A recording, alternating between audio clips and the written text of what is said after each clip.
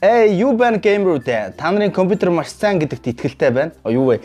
Юу байна геймерүүд та нарын компьютер баг гатж байгаа гэдэгт итгэлтэй байна. Өнөөдөр хэдлээ frame per second буюу FPS эрхэн үсгэх талаар ярилццгаая. Нэвтрүүлгийн ивент хийхэгч. I see.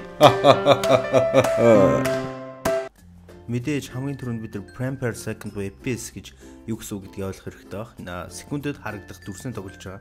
Ерөнхийдөө бол одоо та бүхэн зурган дээр харж ивэл 30 FPS-тэй байвал секундэд 30 дүрс харагдана гэсэн үг. За 1 FPS-тэй бол секундэд 1 дүрс гэж харагдана гэсэн үг. Окей. Тэгэхээр ерөнхийдөө бол нэг одоо энэ дээр 10 байвал 10 ийм ерөнхийдөө бол хөдөлж байгаа дүрс 1 секундэд багтана гэсэн үг. Одоо ерөнхийдөө бол энэ бол том ялгааг бол энэ дээр бол харуулж штэ. 60 FPS гэвэл ингээд 60 дүрс орох нь байна. Хамгийн доор бол 10 FPS гэвэл одоо секундэд 10 дүрс харагдана. За ерөнхийдөө бол энэ 24 FPS гэдэг нь бол ерөнхийдөө бол ихэнх хүний хамгийн дээд харах хурд гэж бол ойлгож байна. Хүний нүд бол ерөнхийдөө секундэд 24 дүрсийг бол харж чаддаг. Хүн хүнийх өргөхдөө бол хамгийн дээд талдаа бол 24 гэж бол хардаг. За ерөнхийдөө бол та нарын одоо FPS бага байвал яах вэ, өндөр байвал яах вэ, харагдах дүрсний тог бол энэ дэр бол нэлээд том ялгааг харуулж байна. Нэвтрүүлгийн ивент хийхэгч. I see. Миний хамгийн их захидаг зүйл бол мэдээч систем хардлага файлуудаа аль болох устгах, цэвэрхэн байлгах, хоггүй байлгах байгаа. За хэдүүлээ мэдээж properties хэсэг рүү ороод хэрэггүй файлуудыг бол disk cleanup төвшлөр дээр дараад харж болно. Ерөнхийдөө бол энэ дэр бол надад бол устгах шаардлагагүй файлууд байгаа болохоор энэ удаадаа би бол устгахгүй өнгөрөөе гэж бодож байна. Тийм болохоор хэрэггүй юмнуудаа бол шууд устгах хэрэгтэй. За үүний дараа tools хэсгийн optimize хэсэг рүү орох хэрэгтэй. Ерөнхийдөө бол 7 хоног бүр энэ хэсгээ optimize хийж явах хэрэгтэй. Optimize хийснээр бол таны алдаатай байгаа permission засагдаад файлууд шал өөрүүлнэ. Хардны ч уншилт хүртэл өөрүүлнэ. Тийм болохоор тоглоомд бол нэлээд нөлөөлдөг. За 7 хоног бүр гээд одоо ерөнхийдөө бол энэ schedule хийх боломжтой. Заавалчгүй та нар өөрсдөө ингээд гар аргаар хийгээд авах шаардлага бол байхгүй. Ингээд бол schedule хийх хардаа сонгож болно.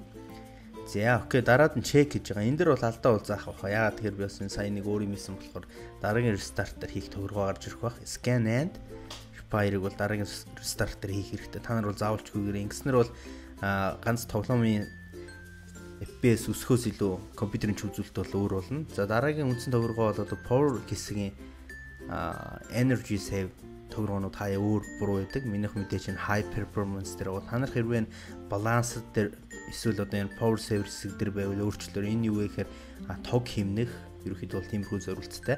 Тийм болохоор тоглох гэж байгаа бол заавалчгүй high performance-ыг сонгож тоглож өөрөөс та хэддээ зөвлөх байна. Нэвтрүүлгийн ивент хийхэгч. I see. Ерөнхийдөө бол бүхий л томхон корпорациудын график картууд бол өөрсдөө гэсэн control panel-тэй байдаг. Тэр control panel дээр бол ерөнхийдөө 3D settings гэсэн тохиргоо байгаа. Ерөнхийдөө бол та бүхний тоглож байгаа тоглоом 3D бол энэ 3D тохиргоог хийнэ. Ерөнхийдөө бол ямарваа нэгэн байдлаар энэ 3D-ийн өөрчлөлтүүд бол орцсон байдаг. Яг одоо хэдлээ чанартай болон ерөнхий performance буюу хүчин чадлын ялгааг харж чанартай бол ингэж харагдах нь байна. За чанаргүй байвал одоо та нар бол сая харсан мэдээж нэг жоохон бүрэлдсэн маягтай харагдаж байгаа. За ерөнхийдөө бол энэ одоогийн байгаа миний тохиргоо байна. Энэ гэхдээ тохиргоог бол одоо хизээ өөрчлөх зүгүүг сайн батта би мэдэхгүй болохоор restore хийгээд анхан шатны одоо нөгөө байдал руу аваач оруулчаа. За ерөнхийдөө бол энэ тохиргоог нэг хийгээд apply хийгээд тоглоод үзээрэй. FPS төр чин зөрүү орж гинөө. За хэрвээ ямарваа нэгэн тийм нөлөөтэй тийм зөрүү орохгүй байгаа бол одоо энэ тохиргоо хийдвэл өөрчлөн гэсэн үг. За ерөнхийдөө бол одоо энэ ихэнх хэмээг бол би offline авчиж байгаа. Гэхдээ offline-оос илүү quality performance гэдэг хэсэг байвал ерөнхийдөө performance хэсгийг сонгосноор ерөнхийдөө FPS чинь өсөх магадлалтай. Quality-г бол ерөнхийдөө дүрсийг чанартай харуулна гэсэн үг. Ерөнхийдөө бол ихэнх дүрсийг бол би бол offline авчина. За application controlled гэж байгаа бол ерөнхийдөө бол энэ сонголтыг сонгосноор зөвхөн тэр application-тэй чинь холбоотой буюу тэр application дээр хийсэн тохиргоо энэ дээр бол хамаарагдана гэж ойлгож болно. За одоо ерөнхийдөө бол энэ дээр бол та бүхэн бол мэдээж сайн харж байгаа бол одоо би нэг дахиад энэ бол нэг тийм юм биш болохоор хэвэнд нь үлдээчихжээ. Хоёр дэлгэцтэй бол single гэдгийг сонгох хэрэгтэй. Ерөнхийдөө бол нэг дэлгэцэн дээр бол арай илүү анхаарч болно. Ерөнхийдөө бол хоёр дэлгэцэн дээр тоглоод байдгүй шүү дээ бид нар. Окей. За ерөнхийдөө бол энэ бол ерөнхий хүчин чадлын юу вэ? Тийм болохоор би бол хамгийн өндөр хүчин чадал дээр тааруулчихъя. Токен хэсгийг бол за shader cache бол on байж явах хэрэгтэй. Ерөнхийдөө бол cache бол хэрэгтэй. За одоо энэ дээр би дахиад high performance гэдэг сонголтыг бол сонгож байна. Ерөнхийдөө бол энэ сонголтуудыг сонгоо явуул бол та хэдэд бол хамгийн үр дүнтэй гэж ойлгоорой. Тэгэхээр ерөнхийдөө бол тохиргоо хаадаглахын тулд бид нар бол apply төвчлөрийг бол үнэн сэтгэлээс дарах хэрэгтэй гэж. Нэвтрүүлгийн ивент хийгч. I see. Хэрвээ та бүхэн анзаарсан бол ихэнх график карт өөрсдөө гэсэн апдейт бол байнга хийгдэж явж байдаг.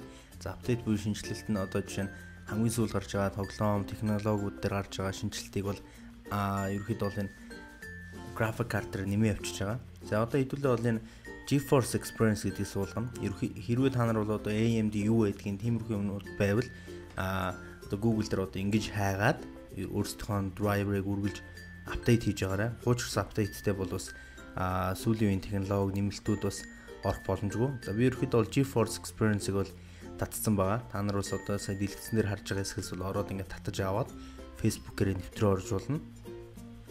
За GeForce Experience-ийн надад хамгийн их таалагддаг зүйл бол ерөөхдөө бол энэ graphic card дээр байгаа мэдээлэлээр дамжуулаад тухайн тоглоомд хамгийн таарсан performance буюу бүх тохиргоонуудыг нь автоматар хийж өгдөгөөр арай илүү тийм даваа гэж үздэг. За одоо энэ дээр бол хэдүүлээ өөрсдөө тоглоомыг хараад details гэдэг одоо ерөнхий мэдээллийг харж болно. За game is optimized гэж энэ тохиргооны хувьд бол энэ дээр бол их дэлгэрэнгүй байдаг болохоор GeForce Experience-ийг хэрвээ Nvidia-гийн картд бол та бүхэн бас ашиглаа явж ивэл ерөөд бол маш их хэрэгтэй. Одоо жишээ нь би өөрхөн апдейтыг үзье. За би бол мэдээж аль хэдийн апдейт хийсэн байгаа болохоор одоо надад бол game driver-ны гарч ирж байгаа энийг татааваа суулгачээ. За шинэ апдейтыг шалгахдаа check for updates гэж шалгаж байгаарай.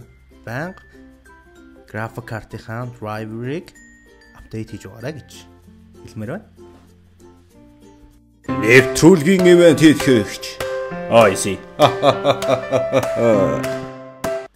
Хэрвээ та бүхэн магадгүй өмнө сонсч ирсэн бол Game Booster-ыг сонсч ирсэн баг. Миний ашигладаг Game Booster бол Razer Cortex гэдэг програм байгаа.